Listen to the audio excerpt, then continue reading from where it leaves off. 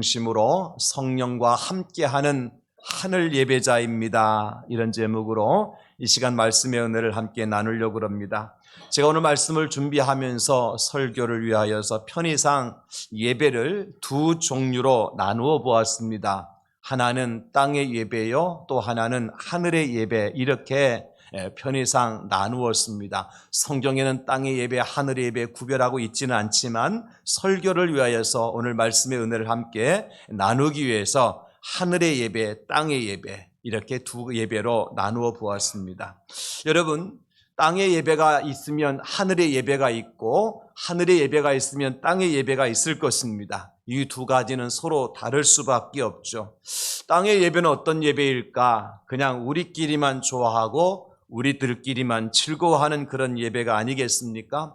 우리의 배만, 우리의 등만 땄으면 되고 우리의 마음만 채우는 예배, 이것을 땅의 예배라고 할 수 있을 것입니다. 그 예배가 목사의 마음에 들면 되고 우리 성도들의 마음만 만족시켜주면 그 예배가 성공하였다 할지라도 그것은 땅의 예배에 불과한 것이죠. 왜냐하면 이런 예배는 일시적인 것뿐이기 때문에 그렇습니다. 그렇다면 하늘의 예배는 어떤 예배일까요? 한마디로 말씀을 드리자면 하나님께서 기뻐 받으시는 산제사를 하늘의 예배다, 그렇게 저는 정의를 해드리고 싶습니다. 하나님께서 기뻐 받으시는 산제사가 하늘의 예배다. 로마서 12장 1절을 말씀하고 있죠. 그러므로 형제들아, 내가 하나님의 모든 자비하심으로 너희를 권하노니 너희 몸을 하나님이 기뻐하시는 거룩한 산제물로 드리라. 이는 너희가 드릴 영적 예배니라. 아멘. 여러분, 우리가 영으로 하나님 앞에 올려드리는 산제사를 오늘도 하나님께 온전히 드리시는 귀한 시간 되어줄 수 있기를 예수님의 이름으로 축복합니다. 이 말이 너무 어렵다고 할 것 같으면 하늘의 예배는 어떤 예배냐? 그 예배의 중심에 사람이 있는 것이 아니라 하나님께서 계시는 예배가 하늘의 예배인 것입니다. 그래서 예배 드리는 사람은 신령과 진정으로 예배를 할 수밖에 없죠. 영과 진리로 드려지는 예배가 하늘의 예배다. 예수님도 말씀하셨죠. 요한복음 4장 23절 24절에 아버지께 참되게 예배하는 자들은 영과 진리로 예배할 때가 오나니 곧 이때라. 아버지께서는 자기에게 이렇게 예배하는 자들을 찾으시느니라. 하나님은 영이시니 예배하는 자가 영과 진리로 예배할지로다. 아멘. 영과 진리로 드려지는 예배가 하늘의 예배라고 말할 수 있는 것입니다. 여러분, 이해를 좀 돕기 위해서 그러면 땅의 예배와 하늘의 예배, 과연 성경에 어떤 예배가 있을까? 가장 대표적인 예배를 제가 들 것 같으면 가인과 아벨의 예배를 들을 수 있을 것입니다. 창세기 4장에 보면 가인과 아벨의 예배가 제사가 나오는데요. 가인은 어떤 예배를 드렸습니까? 땅에 나는 소산으로 이제 하나님 앞에 제사를 드렸고, 아벨은 어린 양의 첫 새끼와 기름을 가지고 하나님께 예배를 드렸어요. 그런데 하나님께서 가인과 그 제물은 받지 않으셨지만은 아벨과 그 제물은 기쁘게 받으셨다고 말씀하고 있습니다. 그럼 하나님께서는 왜 가인의 제사는 받지 아니하시고 아벨의 제사는 받으셨는가? 창세기 4장에 보면 가인의 제사는 땅의 소산물을 가지고 드렸고 아벨은 양의 첫 새끼와 기름을 가지고 드렸다 그랬고요. 그것만 가지고 우리가 참 어떻게 하나님께 이 예배를 구별하셨는가 우리가 판단하기가 쉽지 않은데, 히브리서 11장 4절에 보면 아벨은 믿음으로 가인보다 더 나은 제사를 하나님께 드림으로 하나님께서 그를 의인이라 여겨주셨다고 말씀해 주고 계세요. 믿음으로 아벨은 가인보다 더 나은 제사를 하나님께 드렸다. 그래서 하나님은 가인의 제사가 아니라 아벨의 제사를 기쁘게 받으셨다는 거죠. 믿음으로 드려진 예배. 무엇을 믿었을까요? 하나님을 믿는 믿음, 하나님의 존재를 믿고 하나님의 살아계심을 믿고 하나님 앞에 내가 이 예배를 드린다고 하는 사실을 믿음으로 드려진 예배를 하나님께서 기쁘게 받아주셨다는 것이죠. 그래서 아벨의 예배는 하늘의 예배요, 가인의 예배는 땅의 예배라 말할 수 있는 것입니다. 또 하나 여러분 예를 들게 되면은 무엇이냐면 모세가 하나님께로부터 십계명을 받기 위해서 시내산 꼭대기에 올라갔을 때에 그 시내산 밑에서는 이제 여러분 무엇을 하고 있었습니까? 아론과 그의 백성들이 각자 자기 귀에서 귀고리를 다 떼어서 아론에게 갖다 주니까 아론이 그것을 녹여가지고 조각으로 금송아지를 만들어 놓고는 이것이 너희를 애굽 땅에서 인도하여 낸 신이다 그렇게 말하면서 그 앞에 예배를 드리고 제사를 드렸습니다. 큰 잔치를 열었어요. 많은 사람이 모였습니다. 그리고 그들이 함께 기뻐했습니다. 섬기는 신도 하나님도 있었습니다. 누구였습니까? 금송아지였습니다. 그런 모습을 하나님께서 보시고 어떻게 하십니까? 진노하시죠. 하나님 말씀하십니다. 출애굽기 32장 9절로 10절에 보면 이 백성을 보니 목이 뻣뻣한 백성이로다. 그런즉 내가 하는 대로 두라. 내가 그들에게 진노하여 그들을 진멸하리라. 예배드렸어요. 엄청나게 많은 사람들이 함께 모여서 기쁨으로 예배드렸어. 뛰놀며 예배드렸어요. 근데 그 예배자들을 하나님께서는 진노하셔서 진멸하시겠다고 하셨습니다. 다행히 모세가 하나님 차라리 하늘나라 생명록에서 내 이름을 제하여 내실지언정 이 백성 살려달라고 하나님 앞에 중보를 드림으로 말미암아 하는 그 백성을 살려주시기는 하셨습니다마는 그들의 예배는 곧 땅의 예배였습니다. 하나님 받으시지 않으셨어요. 오히려 하나님께로부터 진멸당할 예배였습니다. 예배의 대상이 있었습니다. 그들은 여호와 하나님께 예배를 드렸습니다. 그 여호와 하나님이 누구였습니까? 금으로 만들어진 금송아지였습니다. 자기들이 만들어 놓은 신에게 예배를 드렸던 거예요. 하나님 그래서 그들을 진멸하기로 하셨던 겁니다. 그러나 또 하나의 예배가 있습니다. 바로 스룹바벨의 예배라 할 수 있습니다. 여러분 이스라엘 백성들이 바빌론의 포로가 되어진 다음에 이 스룹바벨을 인도를 받아서 예루살렘으로 돌아오게 되어지죠. 예루살렘에 돌아와서 성전 재건을 하게 되어지고 스룹바벨을 성전을 짓고 난 다음에 그들이 하나님 앞에 예배를 드리게 되어집니다. 여러분 그 예배의 모습이 느헤미야 8장에 나오는데요.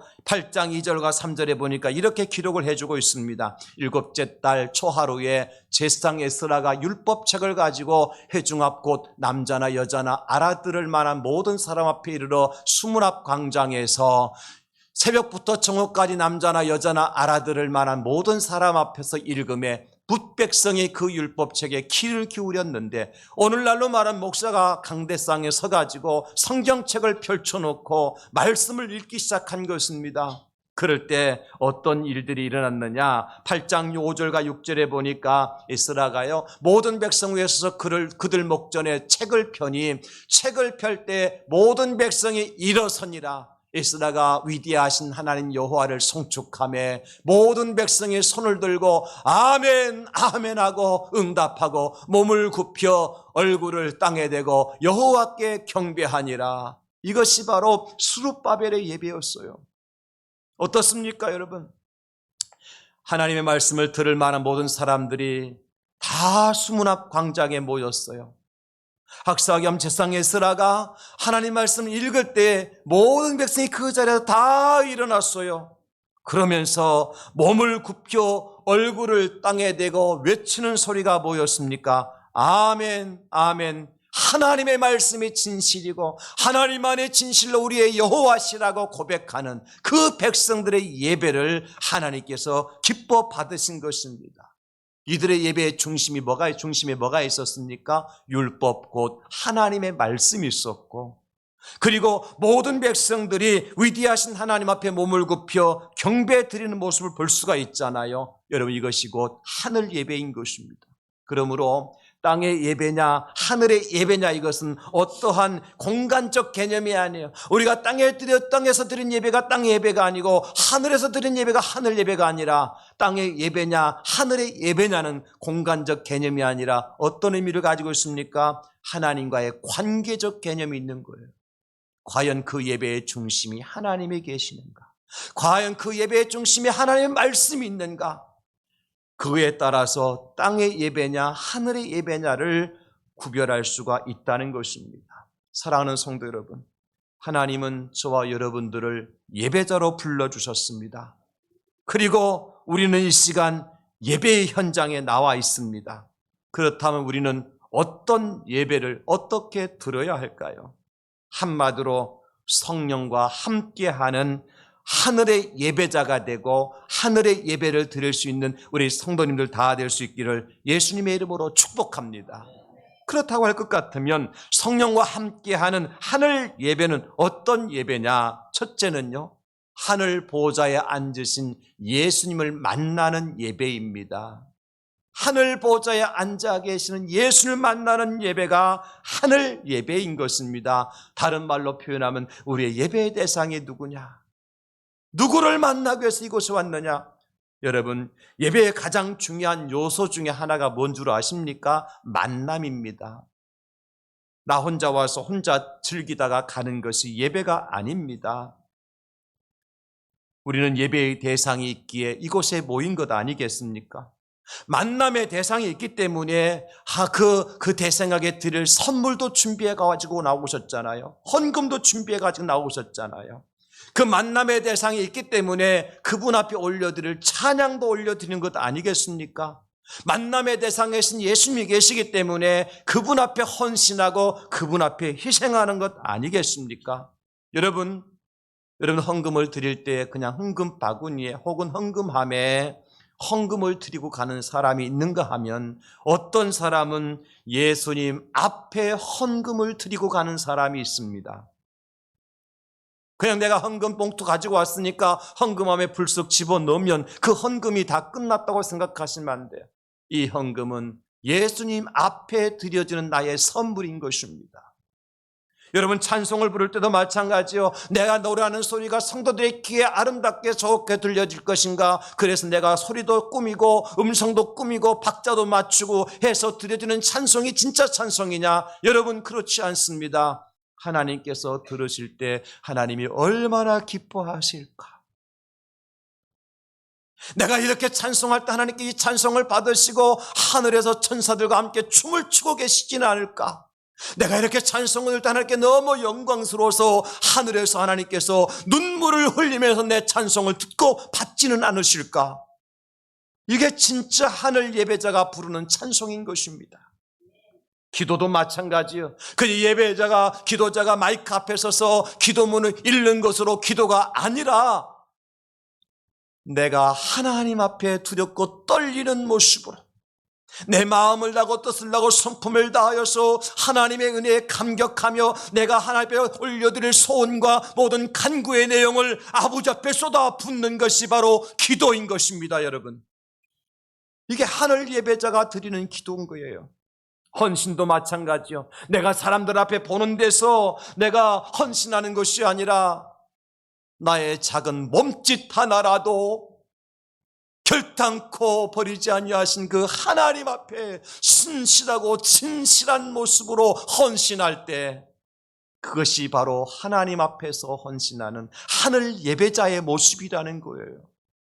그러므로 천상의 예배는 우리의 찬양을 받으시기 위해서 기다리시는 우리 예수님, 우리의 경배를 받으시기 위해 기다리시는 그 예수님을 만나는 시간인 것입니다. 여러분, 오늘 본문 1절 3절을 보시기 바랍니다. 이 일 후에 내가 보니 하늘에 열린 문이 있는데 내가 들은 바 처음에 내게 말하던 나팔소리 같은 그 음성이 이르되 이리로 올라오라. 이후에 마땅히 일어날 일들을 내가 내게 보이리라 하시더라. 내가 곧 성령에 감동되었더니 보라, 하늘에 보좌를 베풀었고 그 보좌 위에 앉으신 이가 있는데 앉으신 이의 모양이 벽옥과 홍보석 같고 또 무지개가 있어 보좌에 둘렸는데 그 모양이 녹보석 같더라. 지금 사도 요한이 성령에 감동되어져서 무엇을 보고 있습니까? 하늘의 보좌에 베풀어 앉아 계시는 우리 예수님 보고 계시잖아요. 이게 천상의 예배자의 모습이라는 것입니다. 신약 성경에 보면 성경 곳곳에서 예수님이 계시는 곳에 언제나 사람들이 인산인해를 이루고 있는 것을 보게 되어집니다. 그들이 모인 목적이 뭡니까? 단 한 가지입니다. 예수님 만나려고 나온 거예요. 그가 세리든 죄인이든 그가 어떤 병에 걸린 사람이든 그 현장에 나와 있는 목적이 무엇입니까? 예수님 만나기 위해서 나온 거예요. 물론 예수님 만나서 이루고자 원하는 목적은 다 다를 수 있습니다. 어떤 사람은 병고침을 받기 위해서, 어떤 사람은 복음을 듣기 위해서, 어떤 사람은 호기심 때문에, 어떤 사람은 인생의 고난의 짐을 지고 예수님 만나기 위해서 예수님께 나왔을 겁니다. 그리고 예수님 만난 사람들마다 놀라운 변화를 체험하게 됩니다. 많은 군중들이 모이다 할지라도 그 모든 사람들이 하나님의 은혜를 체험하는 것이 아닙니다. 예수님의 기적을 체험하는 것이 아닙니다. 예수님과 만난 사람만이 하나님의 은혜를, 예수님의 놀라운 기적을 체험하잖아요. 만나야 역사가 나타납니다, 여러분. 예수님의 겉옷자락을 만졌을 뿐인데 12의 혈루증을 앓던 고통의 여인에게서 고통이 사라지더라고요. 38년 동안 병고침을 받기 위해서 베데스다 목가에서 자리 깔고 누워 있었는데 예수님 만나니까 38년 동안 고침받지 못했던 병을 고침받고 그 자리를 들고 일어서더라고요. 만나면 역사가 나타납니다. 그러므로 저는요, 신앙생활이 뭐냐? 저는 이렇게 정의하고 싶어요. 예수님을 만나는 과정이다. 신앙생활이 뭐라고요? 예수님 만나는 과정이에요. 예수님 모르는 사람이, 예수님과 멀리 떨어져 살던 사람이, 예수님을 부인하고 예수 믿는 사람들을 박해하던 사람이 예수님 만나는 것이 믿음이고 신앙생활의 시작이기 때문입니다. 여러분, 사도 바울 보십시오. 얼마나 열심히 특심이었습니까? 그 사람처럼 율법에 능한 사람이 없었습니다. 여러분, 유대교에 열심히 있던 사람 없었습니다. 그러나 예수님 없는 사도 바울에게는 생명이 없었고 어떤 역사 나타나지 않았어요. 그런데 다메섹 도상에서 예수님 만나자 바울 사도의 인생이 변화되잖아요.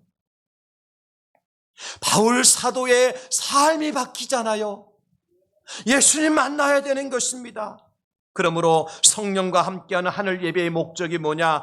하늘 보좌에 앉으신 예수님을 만나는 것입니다.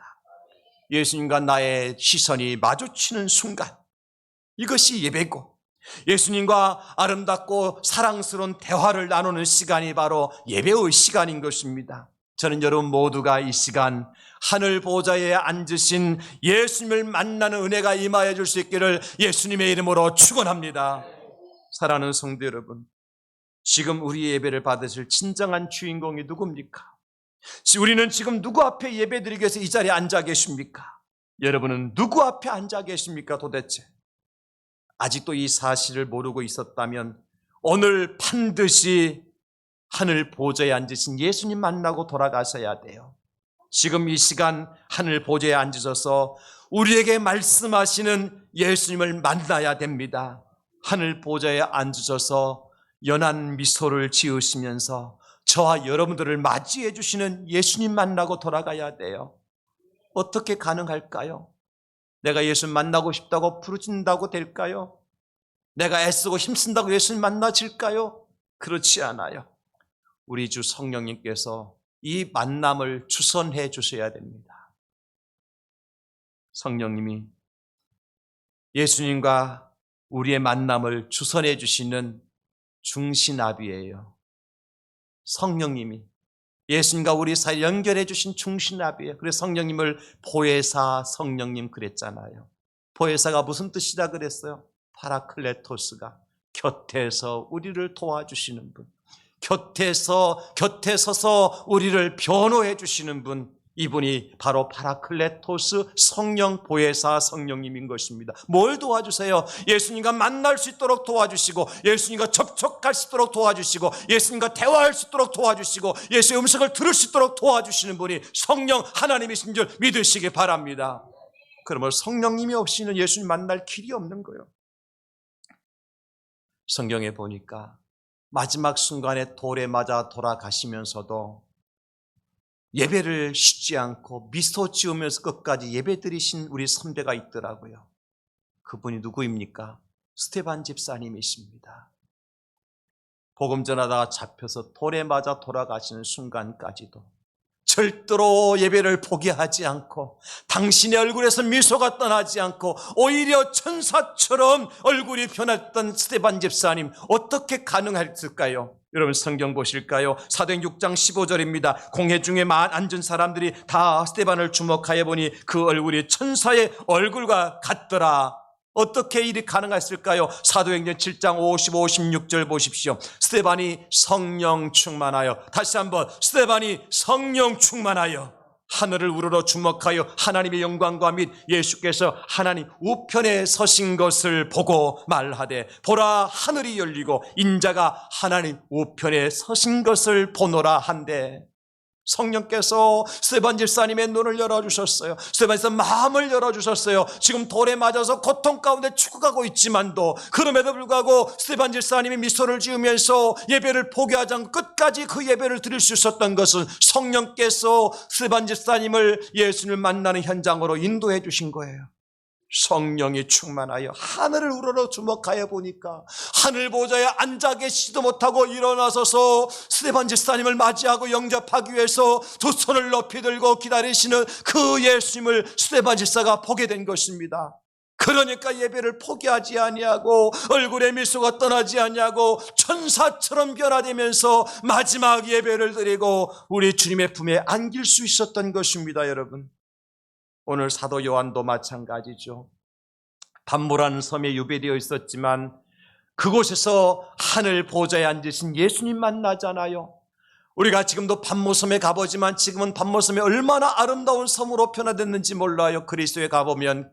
여러분, 그러나 그 당시에 pat모섬은요, 죄인들을 유배시키는 캄캄한 어둠의 땅이었어요. 거기에서 사도 요한은 하늘 보좌에 앉으신 예수님 만나잖아요. 따라서 그 pat모섬은 더 이상 고독한 유배지가 아니라 하늘 보좌에 앉으신 예수님께 예배드리는 거룩한 성소가 될 수 있었던 것입니다. 유배지가 성소로 변화됐던 거예요. 사도 바울이 마지막 일생을 마무리하면 로마 감옥에 갇혀 있었습니다. 사도 바울이 갇혔던 도마의 독방은 어떤 곳이었습니까?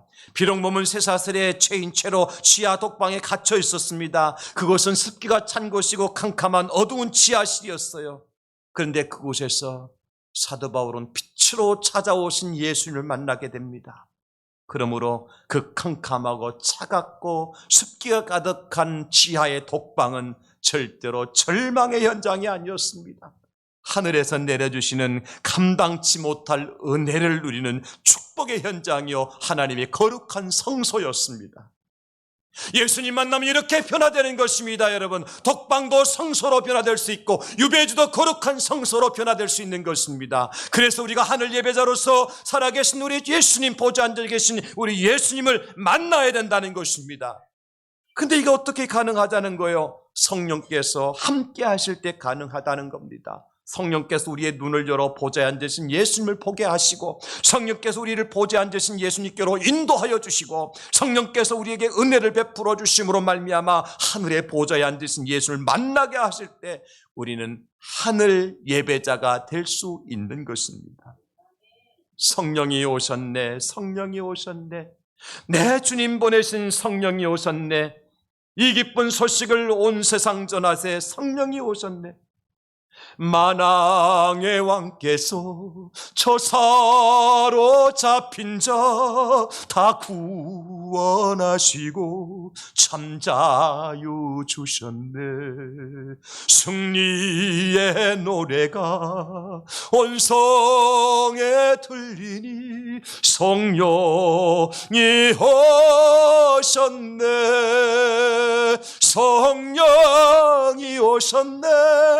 성령이 오셨네. 내 주님 보내시 성령이 오셨네. 이 기쁜 소식을 온 세상 전하세. 성령이 오셨네. 할렐루야. 성령이 오시면 우리 마음에 기쁨이 나타나지요. 그 기쁨은 우리를 예수님께 인도하여 주셨기 때문에 가능한 것이고, 예수를 만난 사람의 마음속에 이 기쁨이 샘솟하게 솟아나는 것입니다. 예수님께서 예루살렘에 입성하셨을 때 온갖 짐승 소리로 가득했던 예루살렘 성전을 청결하게 하셨어요. 그 예수님께서 오늘 우리에게 성령님을 보내주신 목적이 뭘까요? 저와 여러분들이 성령과 함께하는 하늘 예배자가 되도록 하기 위함이었습니다. 온갖 복잡한 세상의 염려와 근심과 걱정, 두려움 속에 살아가는 우리 인생들을 말이죠, 보좌에 앉으신 예수님께서 만나주시려고 당신의 영이신 성령님을 이 땅에 보내주셨어요. 그러므로 이 시간 여러분 모두가 성령님의 인도하심을 따라 하늘 보좌에 앉으신 예수님을 만나시는 축복의 주인공들이 다 될 수 있기를 예수님의 이름으로 축원합니다. 하늘문이 열리고 보좌에 앉으신 예수님을 만났던 요한처럼, 스데반 집사처럼, 사도 바울처럼 우리도 예수님 만나고 예수님과 동행하는 성도들이 될 수 있기를 주님의 이름으로 축원합니다. 두 번째, 성령과 함께하는 하늘 예배는 어떤 예배냐? 하늘 보좌에 앉으신 예수님께 영광을 올려드리는 예배인 것입니다. 예배의 내용이 중요합니다. 예배의 대상이 우리 주 예수 그리스도라면 우리 주 예수 그리스도 앞에 우리가 무엇을 어떻게 예배할 것인가, 그 예배의 내용이 중요하죠. 오직 예수님께 영광과 존귀와 권능을 돌려드리는 예배가 하늘 예배다. 오늘 사도 요한이 목격한 두 번째 사건이 뭡니까? 하늘에서 펼쳐지는 진풍경이었어요.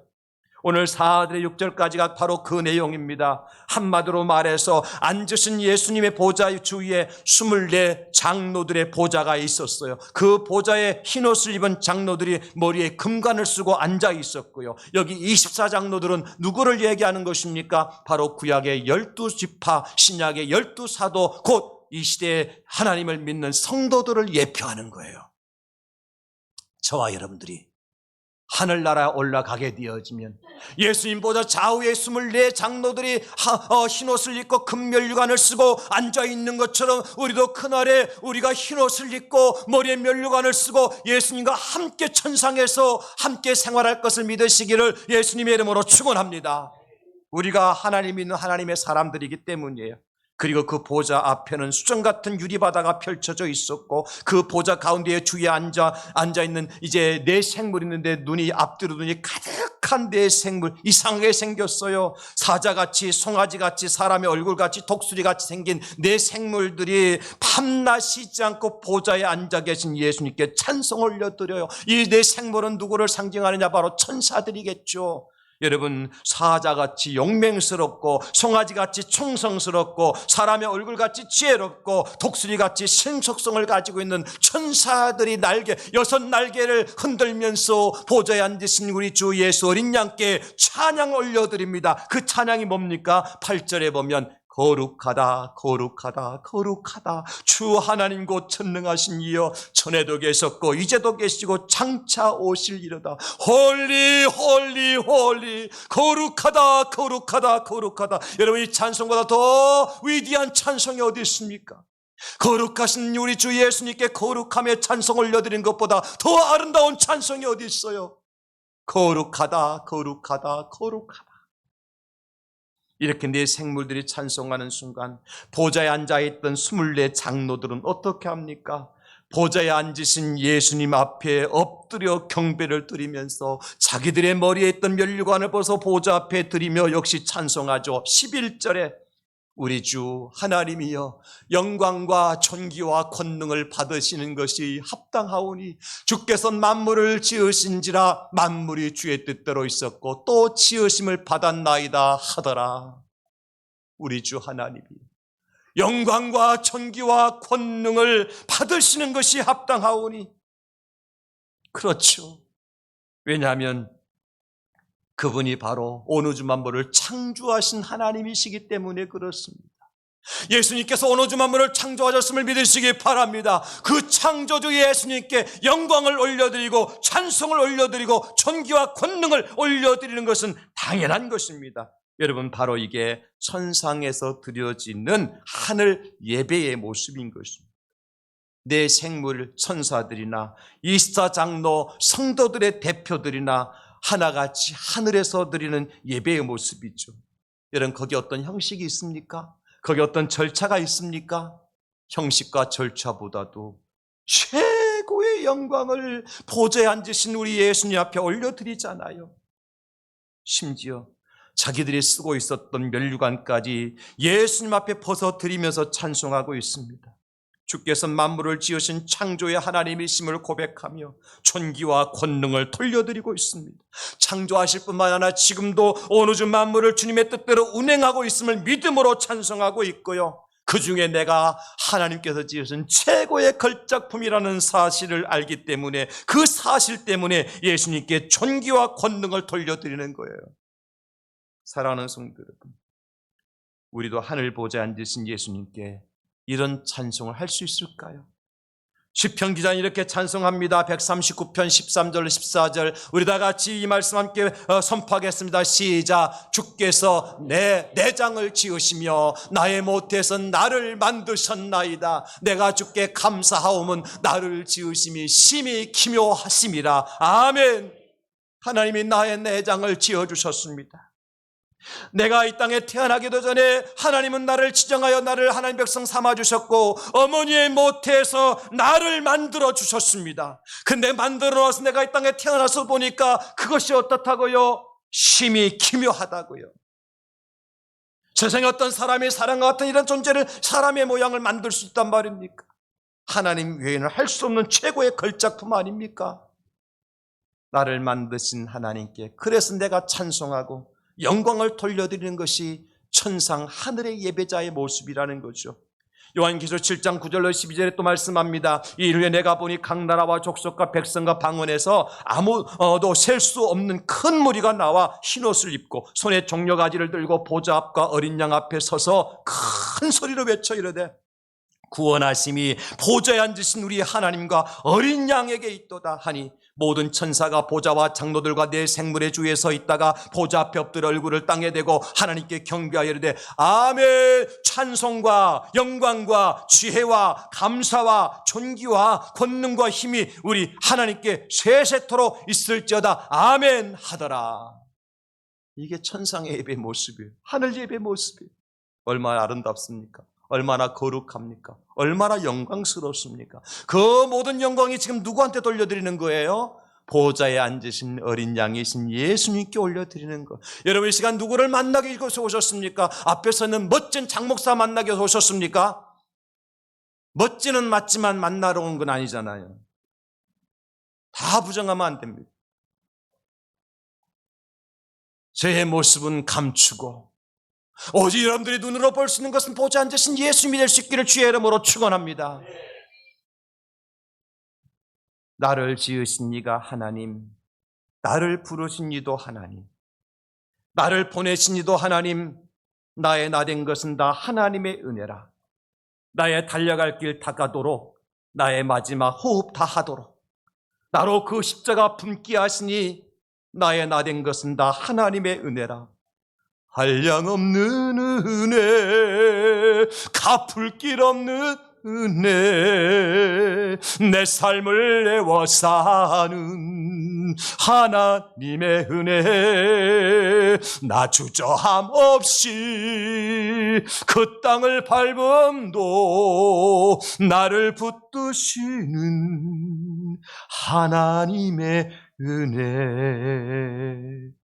이 하나님의 은혜가 너무 고와 아름답기 때문에 보좌에 앉으신 예수님 앞에 영광과 찬양과 존귀와 능력과 모든 것을 올려드릴 수밖에 없는 것입니다. 사랑하는 성도님들, 저는 여러분들 모두가 성령과 함께하는 하늘 예배자가 될 수 있기를 예수님의 이름으로 축원합니다. 성령께서 이 시간 하늘문을 활짝 열어주시고 보좌에 앉으신 예수님께로 우리의 시선을 고정하게 하시고, 그 보좌에 앉으신 예수님을 바라보고 보좌에 앉으신 예수님을 만나고 보좌에 앉으신 예수님의 음성을 듣고 보좌에 앉으신 예수님께 경배하는, 성령과 함께하는 하늘 예배자들이 다 되어서 이 마지막 때에 땅에 속한 자가 아니라 하늘에 속한 자로서 우리 하나님을 기쁘시게 해드리는 거룩한 산제사를 드리시는 우리 주의 백성들, 주의 성도들 다 될 수 있기를 우리 예수님의 이름으로 축원합니다. 축복합니다. 오 주여, 우리를 주장하여 주시옵소서.